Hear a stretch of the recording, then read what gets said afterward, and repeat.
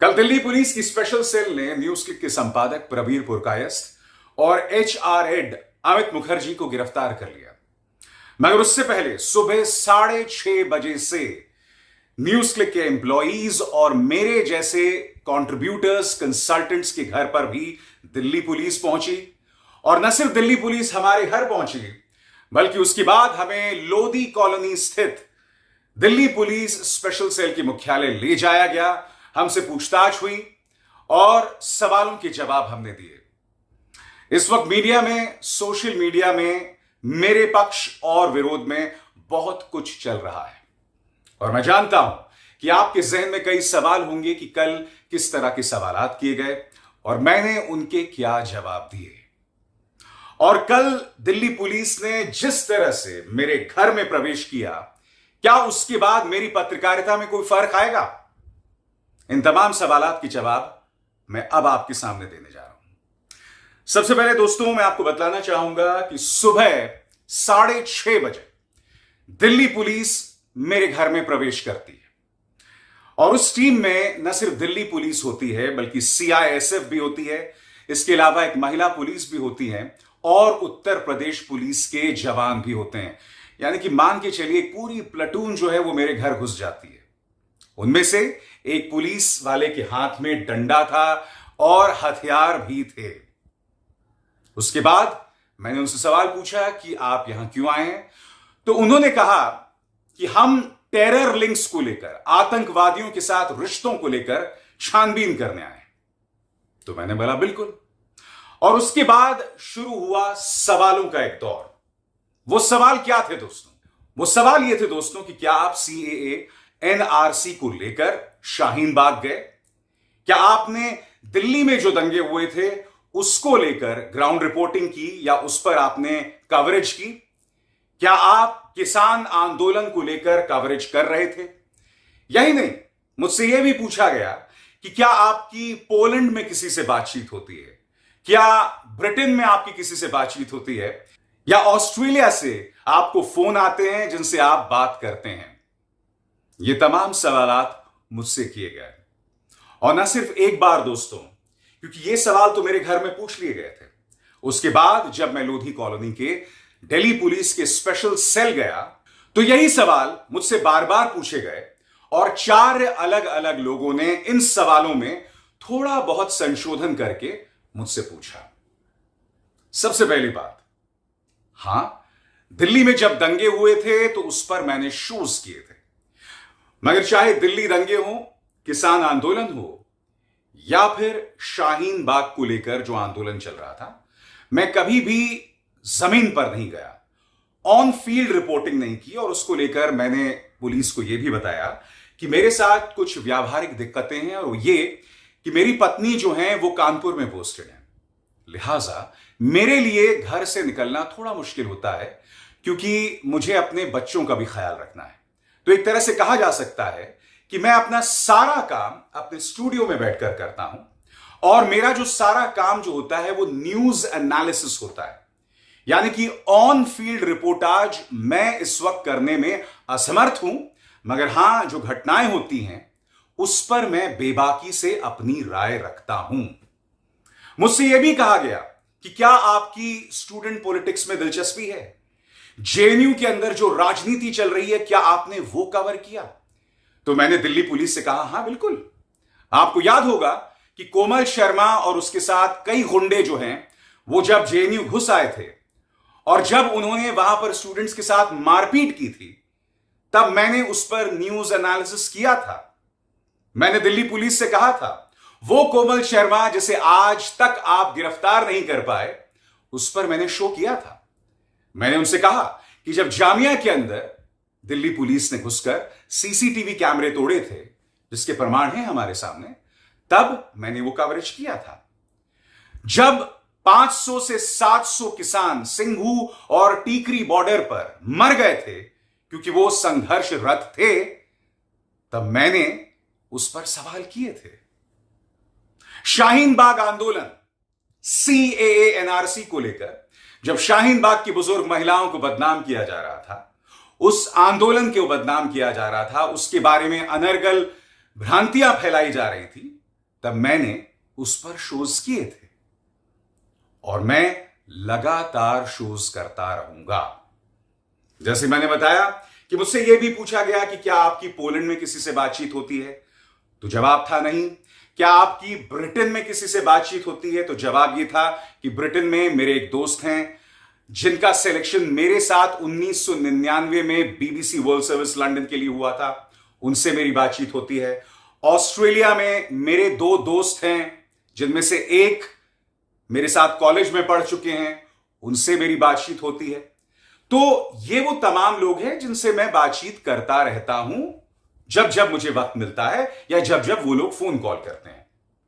तो कहने का अर्थ यहां पर यह है दोस्तों, ये तमाम सवाल किए गए, बार बार किए गए, लगातार किए गए, और मैं आपको ये बतलाना चाहूंगा कि दिल्ली पुलिस ने तमाम जो सवाल किए, सलीके से सवाल किए, बहुत ही डिटेल्ड सवाल किए, कोई गुंजाइश नहीं छोड़ी गई, बहुत ही डिटेल्ड इन्वेस्टिगेशन था। और मैं स्पष्ट कर दूं कि उन्होंने सलीके से सवाल किए, बदतमीजी नहीं की, क्योंकि मैं आपको बतलाना चाहूंगा कि जब दिल्ली पुलिस ने प्रवेश किया था तो उस वक्त बहुत अटपटा लगा था दोस्तों। क्यों? क्योंकि मेरा जो बेटा था उसी वक्त स्कूल के लिए निकल रहा था और मैं उसके चेहरे पर शिकन और चिंता देख सकता था। जाहिर सी बात है, उसने कभी भी अपने घर में ऐसे होते नहीं देखा। मेरी पत्नी जो कानपुर में रहती हैं, इत्तेफाकन वो नोएडा में थी, क्योंकि उनको नोएडा में कुछ ऑफिशियल काम था। और जब दिल्ली पुलिस ये तमाम सवालात पूछ रही थी तो मेरी पत्नी वहां पर मौजूद थी। कहने का अर्थ ये दोस्तों कि कल सुबह 6:30 बजे से पूछताछ का जो दौर शुरू हुआ वो शाम को 5 बजे आकर थमा। मेरे घर पर पूछताछ सुबह 6:30 से लेकर 9 बजे तक हुई। उसके बाद करीब 9:30 बजे हम लोग रवाना हुए लोधी कॉलोनी में स्थित दिल्ली पुलिस के स्पेशल सेल की ओर। वहां पर पूछताछ शुरू हुई 11 बजे, जो खत्म हुई 5 बजे। मेरे लैपटॉप और मेरे 2 फोन्स, जिनमें से एक फोन पर मैं अपने कार्यक्रम रिकॉर्ड करता हूं, वो दिल्ली पुलिस ने जब्त कर लिए। उन्होंने कोई वारंट नहीं दिया। हां, जो उन्होंने जब्ती की थी तो उन्होंने एक लेटर लिखा और उसमें मेरे दस्तखत करवाए। मगर मेरा जो सामान उन्होंने जब्त किया, चाहे वो मेरा लैपटॉप हो, चाहे वो मेरा फोन हो, चाहे वो मेरा कैमरा फोन हो, उसको लेकर ना कोई वारंट था, ना कोई खास वजह बताई गई कि भाई ये जब्ती क्यों की जा रही है। जाहिर सी बात है, उन्होंने ये कहा कि भाई आपके फोन के जरिए हम तमाम इंफॉर्मेशन को खंगाल रहे हैं और ये मुझे वादा किया गया है कि 20 दिन के अंदर मेरा फोन, मेरा लैपटॉप मुझे मिल जाएगा। मगर मुझे कुछ लोगों ने बताया कि और ज्यादा वक्त भी लग सकता है। मेरे 2 फोन से, एक वो फोन जिसमें मैं बातचीत करता हूं और दूसरा वो फोन जिसमें मैं रिकॉर्डिंग करता हूं। तमाम जानकारियां उन फोन्स के अंदर मौजूद हैं। मेरे लैपटॉप के अंदर, जिसमें मैं काम करता हूं, क्योंकि मैं एक राइटर भी हूं, लिहाजा मैं इस वक्त एक किताब लिख रहा हूं, मेरा काम एक स्क्रिप्ट पर भी चल रहा है, तो वो तमाम जो जानकारियां हैं उस लैपटॉप के अंदर मौजूद हैं। लिहाजा चाहे मेरे वो 2 फोन्स हों या लैपटॉप हों, दोनों मेरे लिए बेशकीमती हैं। और मेरी मुलाकात जब भी दिल्ली पुलिस के स्पेशल सेल से होगी तो मैं उनसे कहूंगा कि आप मेरा लैपटॉप वापस करें, मेरा फोन वापस करें, क्योंकि मेरे लिए जरूरी है। कल ये जब तमाम घटनाक्रम चल रहा था दोस्तों, तो आपको याद है कि मीडिया में बहुत कुछ कहा जा रहा था। गोदी मीडिया को यह मौका मिल गया था मेरे बारे में, अन्य पत्रकारों के बारे में अनर्गल बातें करने का। साथ ही सोशल मीडिया में बहुत बड़े पैमाने पर समर्थन भी मिला है। मुख्यधारा के न्यूज चैनल्स में भी कई पत्रकारों ने फोन कर मुझे अपना समर्थन जतलाया है। कल देर शाम मेरे कई पत्रकार मित्र जो हैं वो मेरे घर भी आए और उन्होंने भी अपना समर्थन मुझे जतलाया है।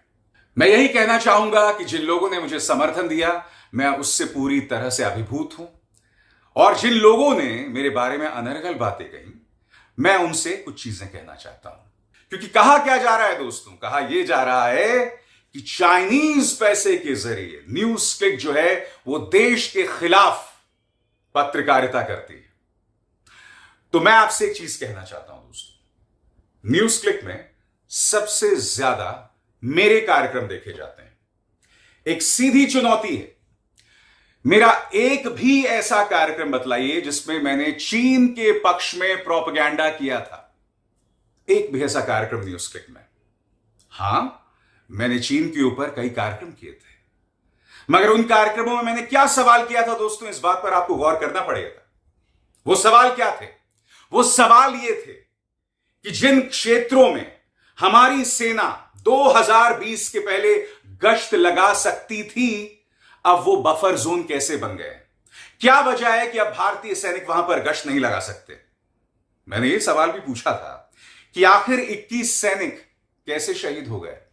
मैंने ये सवाल भी पूछा था कि 21 सैनिकों की शहादत पर मेरे प्रधानमंत्री खामोश क्यों हैं? क्या वजह है दोस्तों? वो प्रधानमंत्री जो इस देश की जनता से कहा करते थे कि चीन को लाल आंख दिखानी है, 21 सैनिकों की शहादत के बावजूद उनके मुंह से चीन तक नहीं निकला। आप न्यूज क्लिक पर यह आरोप लगा रहे हैं कि वो चाइना से पैसा लेकर देश के खिलाफ प्रोपेगेंडा कर रहे हैं। मेरा आपसे एक बहुत ही आसान सा सवाल है। इस वक्त जो चीन के साथ हमारा व्यापार है, आधिकारिक व्यापार है, वो चीन की तरफ क्यों झुका हुआ है? वो चीन के पक्ष में क्यों है? ऐसी क्या वजह है कि कई चाइनीज कंपनीज ने पीएम केयर्स फंड में डोनेशन किया था? ये तमाम सवाल होने चाहिए ना, क्योंकि चीन को लेकर जो असहजता है, चीन को लेकर जो शक व शुबा का माहौल है, वो तो एक अरसे से चल रहा है। मैं इन दोनों की तुलना नहीं कर रहा हूं, मैं सिर्फ आपसे यह कह रहा हूं कि अगर आप मुझ पर यह आरोप लगा रहे हैं कि मैंने देश के साथ गद्दारी की है, तो प्रमाण पेश कीजिए। सत्ता से सवाल करना देश के साथ गद्दारी नहीं है। प्रधानमंत्री नरेंद्र मोदी या भारतीय जनता पार्टी देश नहीं है, वो देश के बहुत ही छोटे से हिस्सा हैं।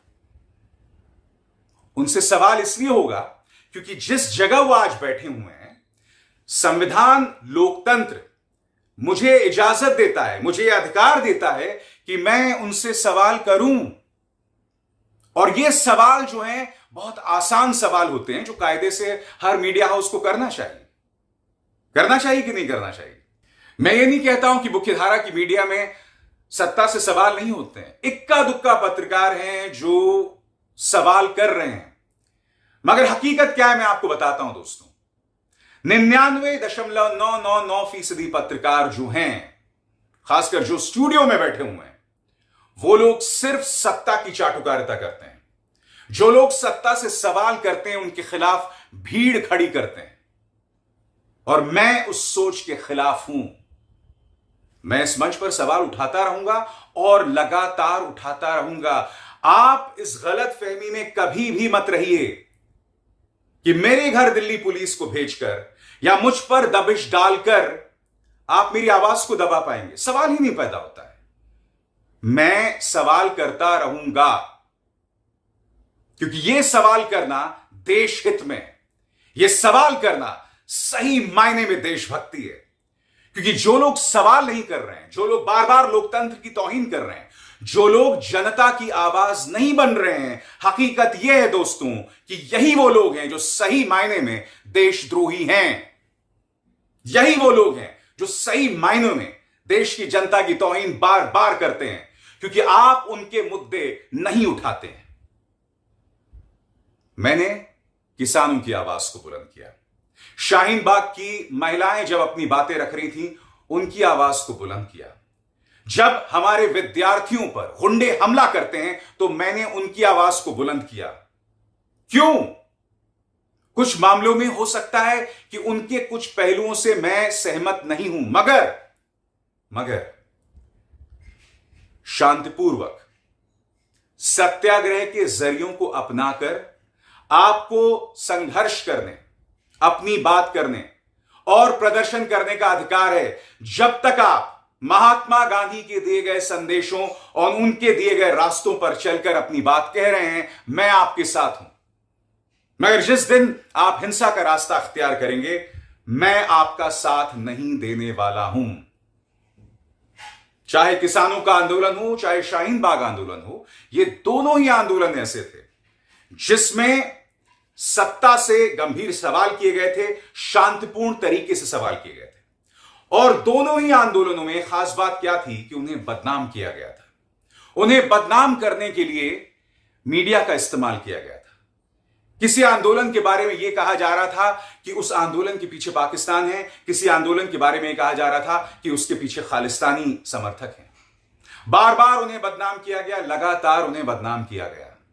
मैं एक अन्य वीडियो में आपको बतला चुका हूं कि मेरे जो भी फाइनेंशियल ट्रांजैक्शंस हैं, मुझे न्यूज क्लिक से जितना पैसा मिला, इसके अलावा इस मंच से जो मैं आपसे बात कर रहा हूं, मेरा जो अपना यूट्यूब चैनल है, मेरी जितनी भी कमाई है दोस्तों, ये सब मेरे बैंक ट्रांजैक्शंस का हिस्सा है।